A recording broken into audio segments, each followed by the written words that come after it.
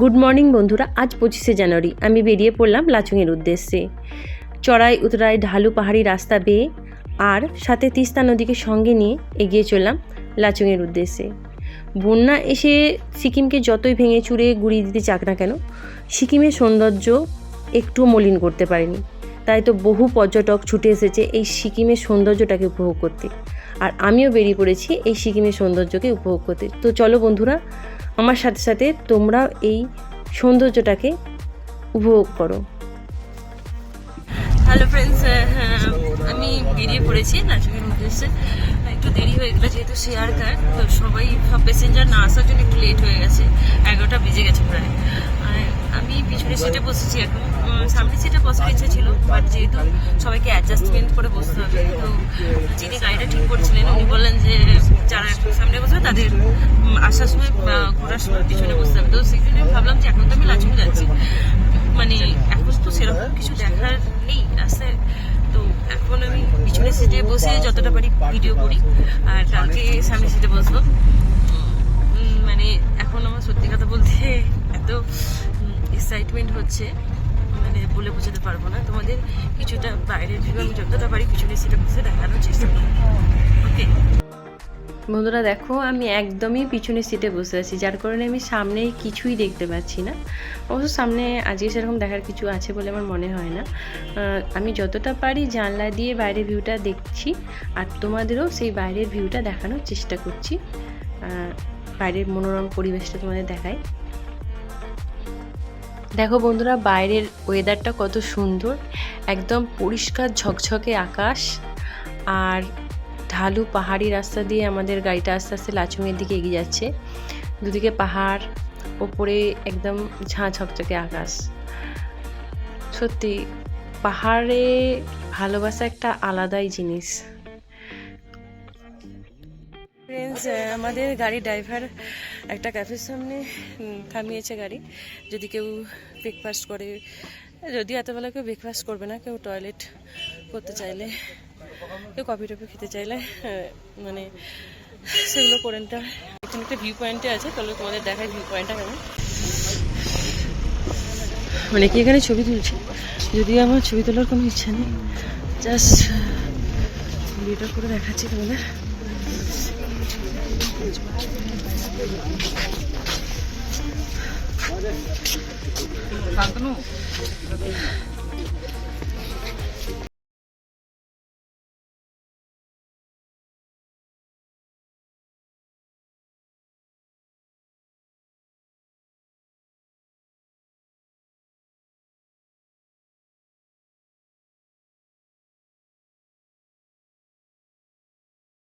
Hello বন্ধুরা, আমরা গাড়ি দেখে নেবে একটা ওয়াটারফলস দেখতে যাচ্ছি।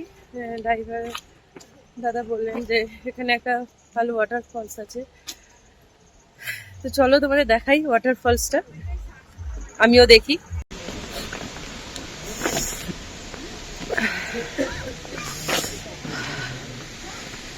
এখান দিয়ে নেবে,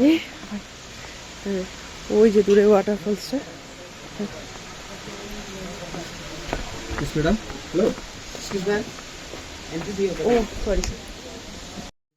ওয়াটারফলস দেখার জন্য এতটাই এক্সাইটেড ছিলাম যে আমি সোজা চলে যাচ্ছিলাম ওয়াটারফলস দেখতে। জানতামই না যে এখানে টিকিট করতে হয়। এখান থেকে টিকিট করে তবেই কিন্তু ওয়াটারফলসটা দেখা যাবে। পার পার্সন 20 টাকা করে টিকিট নিচ্ছে। এই যে আমার টিকিটটা, তো টিকিট আমার কাটা হয়ে গেছে। চলো বন্ধুরা, ওয়াটারফলসটা দেখে নিই। দেখি ওপর থেকে, তারপর নিচে থেকে দেখবো ওয়াটারফলসটা কেমন লাগে।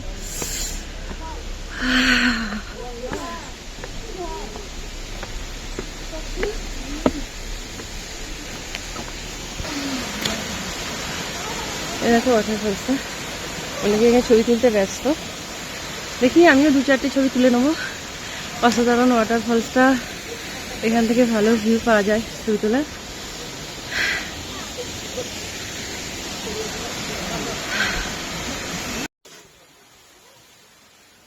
দেখো আমার পিছনে ওয়াটারফলসটা অসাধারণ। ওকে, আমি কয়েকটা ছবি তুলে নিই, আবার নেক্সট কোনো ভিউ পয়েন্টে গিয়ে তোমাদের সঙ্গে কথা হবে। ঝর্ণা দেখে কিছু স্ন্যাক্স কিনে আবার লাচুংয়ের উদ্দেশ্যে রওনা দিলাম। রাস্তা ভীষণ ছোট আর খাড়াই হওয়ার জন্য গাড়ি একবার এদিকে খেলছে একবার এদিকে খেলছে, ভালোই লাগছে, দৌড়লাম একটু।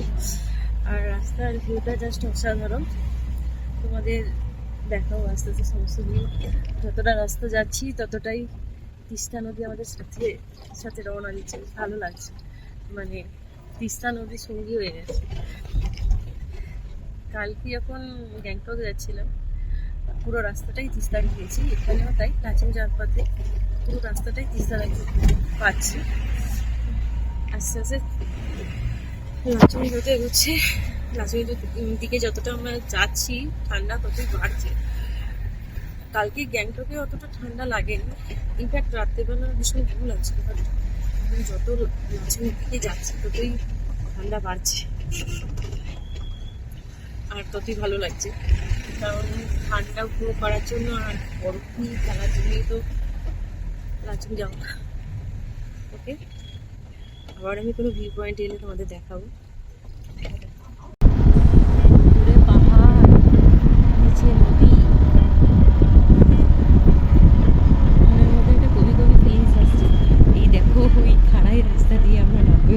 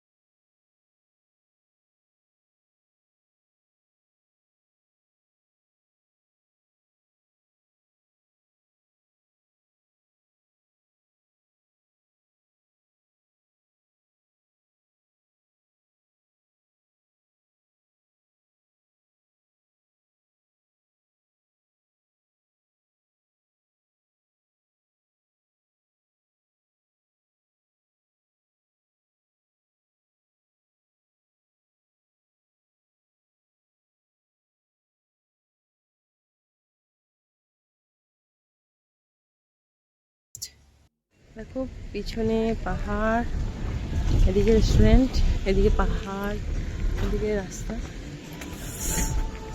হোটেল সুবেদার।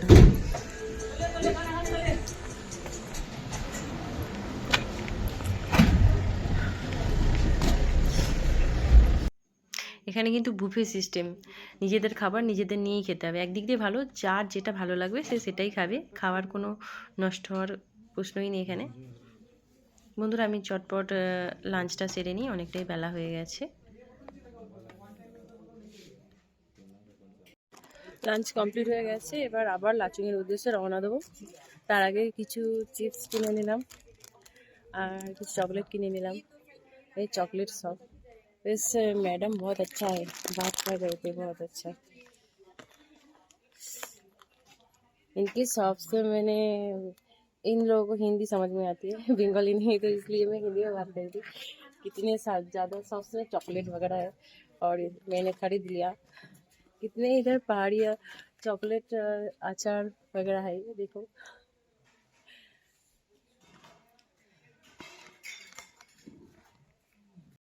চকলেট স্ন্যাক্সের সাথে সাথে দুটো বিস্কুটের প্যাকেটও কিনে নিলাম, কারণ আমার এখানে দুটো নতুন বন্ধু হয়েছে। চলো তোমাদের দেখাই আমার বন্ধুগুলোকে। ये देखो ये एक दोस्त आ गया डॉग। এই দেখো আমার দুটো ছোট্ট ছোট্ট কিউট কিউট বন্ধু কেমন ল্যাজে নাড়াচ্ছে। এদের জন্যই দুটো বিস্কুটের প্যাকেট কিনলাম। দেখো বিস্কুট পেতে কত খুশি। সত্যি পাহাড়ি কুকুরগুলো কি কিউট দেখতে হয় না?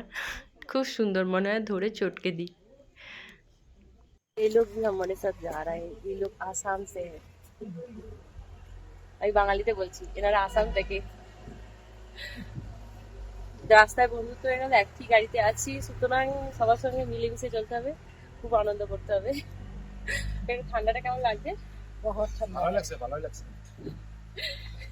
असमीज में बोल रहे हैं, जो असमीज का मेरा फ्रेंड है उन लोगों को समझ में आएगा। इन लोगों को बंगाली भी समझ में आती है। और अब चलते हैं उधर जाकर फिर से वीडियो बनाएंगे।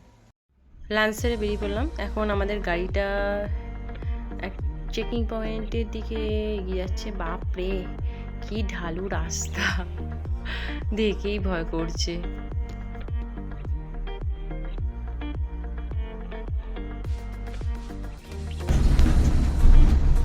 এখান থেকে মিলিটারিরা গাড়ি চেকিং করবে, তারপর ওই যে দূরে ব্রিজটার উপর দিয়ে আবার আমরা বেরিয়ে যাবো লাচুংয়ের উদ্দেশ্যে।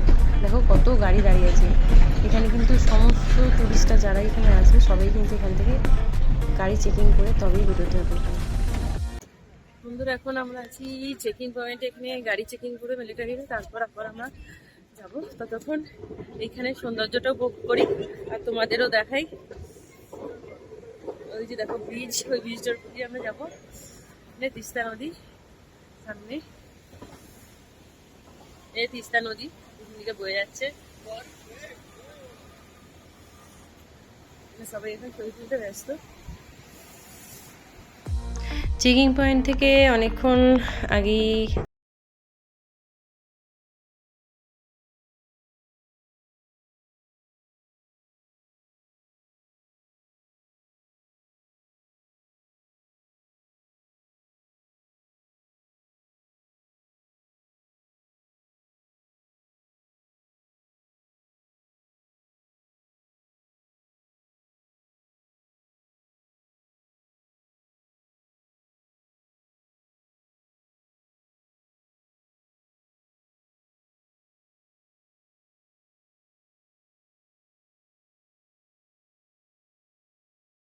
ঢোকার বাইরে।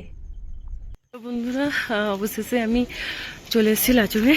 এই জাস্ট পৌঁছালাম আমরা, একদম রাস্তার গায়েই আমাদের হোটেলটা।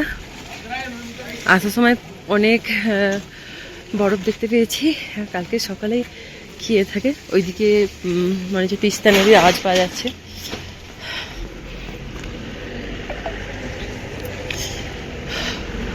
প্রচুর মানে অতটা ঠান্ডা না, মোটামুটি ঠান্ডা ভালোই আছে।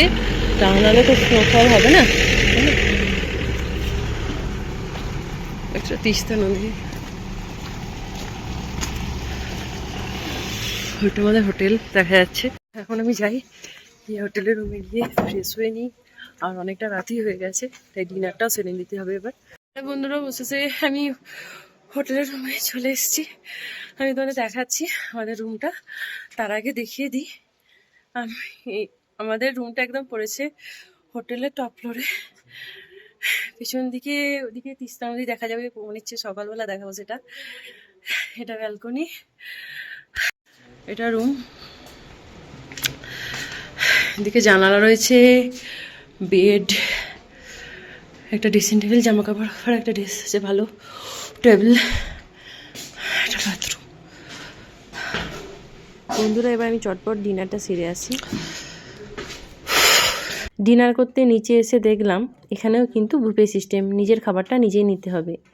আজকে ডিনারে রয়েছে ভাত, ডাল, আর এখানে সবজি রয়েছে, আর মনে হচ্ছে ডিম দেবে একটা করে। বন্ধুরা অনেক রাত হয়েছে, আমি চটপট আমার ডিনারটা সেরে নিই। টাটা, গুড নাইট, আবার কাল সকালে দেখা হবে। নতুন জার্নির সাথে।